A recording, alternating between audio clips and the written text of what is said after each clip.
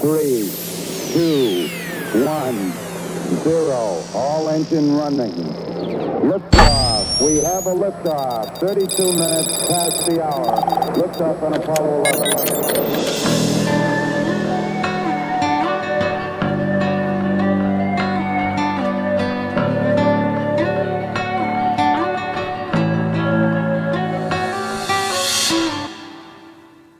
All right, welcome to Roots of Reality. I'm your host, Ben Baumann, and today I'm going to be talking about the history of whistleblowers. So all countries throughout history and around the world today suffer from some form of government corruption that wouldn't be known without people called whistleblowers. These are people who feel so strongly about trying to do the right thing that they're willing to sacrifice their careers and lives to reveal government secrets or the secrets of corrupt individuals working in government or in corporations, etc. So now thinking about American history, there have been numerous instances of whistleblowers in American history, as there have been in all countries around the world. In fact, if you go back to the early years of the United States in 1777, there was an instance of an American commander, Esek Hopkins, who disobeyed orders of the United States government and was torturing British prisoners of war during the American Revolutionary War. As a result, 10 American officers who had the guts to expose this wrote a letter to Congress about what had happened, causing their commander to be removed from the United States military. Or another story comes from Silas Soule, who was a strong abolitionist against slavery and who had grown up in Kansas and even worked as part of the Underground Railroad network to help escaped slaves get their freedom. And so while Silas served the United States military during the American Indian Wars, he refused to allow his regiment to take part in the Sand Creek Massacre, which was led by Colonel John Chivington against civilians of the Cheyenne and Arapaho tribes. In fact, Silas told his own men in his regiment that if anyone joined Chivington's slaughter, that he would shoot them himself. And afterwards, Silas would then write a letter to Congress about Chivington's actions, causing Chivington to be kicked out of the United States military. So obviously, these are two stories that represent brave people who stood up for justice in a time that most wouldn't. But not all whistleblowers are necessarily the same. The whistleblowers that I've just mentioned were obviously people that served in the military, that had reported on war crimes, and they're pretty clear-cut situations in terms of morality. But we also have whistleblowers historically that are people that are controversial as to whether they were blowing the whistle on something that was good or not. And modern American history has several of these characters, some of the most prominent being Chelsea Manning and Edward Snowden. So first, let's just examine the case of Chelsea Manning. Manning got in trouble with the United States government for being a U.S. military intelligence analyst that released the largest amount of U.S. government secrets ever in American history to the website known as WikiLeaks, which is also a pretty controversial website. And then Manning was convicted of espionage and theft and was sentenced to prison. Now, the information Manning leaked was thousands of diplomatic records, as well as some instances of the U.S. military accidentally killing civilians during the War on Terror. However, much of the information released overall didn't do anything or have an impact besides potentially putting people involved in the War on Terror at risk.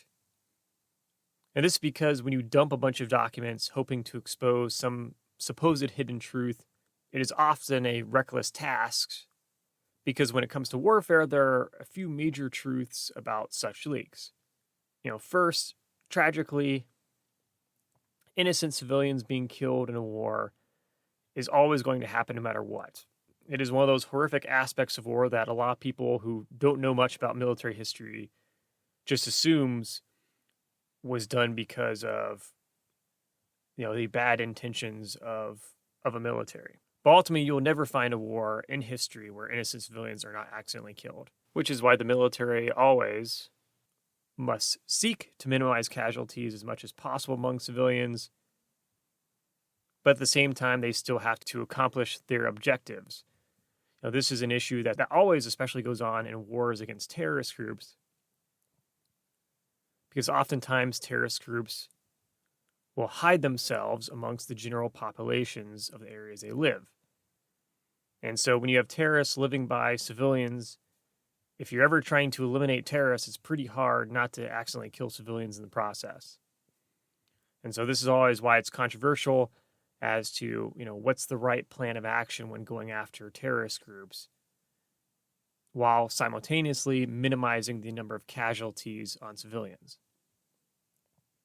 Now, if civilians are purposely killed by soldiers, then obviously that should be reported, and those soldiers that committed those war crimes should be put in prison. And secondly, all wars are conducted via secret communications so that your enemies don't know what your plans are. So when a person leaks information exposing secret military communications, it puts people's lives at risk who are trying to do things like fight terrorists without the terrorists knowing what their plans are, or who they're working with, or what spies they may have that the terrorists will find out about if you leak the information of the communications between the different individuals. Now, luckily, Manning's leaks didn't have much impact, but it did put people's lives at risk, which is why her work as a whistleblower was not heroic. And next, we have the even more famous case of Edward Snowden, who leaked lots of information about the United States government's surveillance programs and fled to Hong Kong before permanently residing, ironically, in Russia, which obviously is the nation that is known for vast human rights abuses and for constantly spying on Russian citizens, as well as currently waging genocide in Ukraine, and has also just recently in the news banned homosexuality. So Russia is kind of an ironic place to go if you really care about human rights, but it is what it is at this point. So in turn, Snowden is still to this very day wanted for espionage by the United States government. But when looking at the legacy of Snowden's leaks, overall, we have to give some context to what was happening at the time when these leaks occurred, as well as just a little bit of reality of the situation. So first off, the United States obviously is not a dictatorship, so the things brought to light by the leaks are not as concerning as they would be if this was, the Russian government, for example. But as a democracy, ultimately this information just hurt the ability for the U.S. government to fight terrorism. Obviously, there are plenty of terrorist groups around the world that still to this very day would love to commit acts of terrorism in the United States. But the reason why the United States is able to prevent terrorist attacks is by having a national security system which can allow them to spy on communications of people in the country. And so Snowden's leak would reveal national security secrets which could potentially help those trying to conduct acts of terrorism hide from the intelligence community and not get caught before they can commit an act of terrorism. However, of course, in a conspiratorial world, there are plenty of Americans with kind of this ego to a certain extent that think that they are interesting enough for the United States government to spy on them. However, unless you are a potential terrorist, the government likely has no interest in wasting time spying on you. Also, we shouldn't forget that the government is a bureaucratic mess and not known for high efficiency, because after all, there's only so much time and money to do things, and the government is not going to be able to waste the resources on random citizens. And if they did, there would probably be a lot less violent crime in the country, which is certainly not the case today. Now, did the United States government's national security apparatus go overboard with spying on American citizens? Yes, obviously, there are certainly things that the United States government does that is unnecessary. But then again, people still exaggerate how much the government's out to get them, especially given we live in a democracy and a government that is only semi-functional in the first place. So overall, Snowden's leaks really did not do much besides hurt American national security. Thus, with that, whistleblowers can be heroes risking it all, but also can be people who may have good intentions but lack the insight to understand the consequences of their actions. So people always have to be careful when it comes to what information they reveal and what potential domino effects can occur from there. In turn, as always, remember, billions of years led to you, so make the most of it.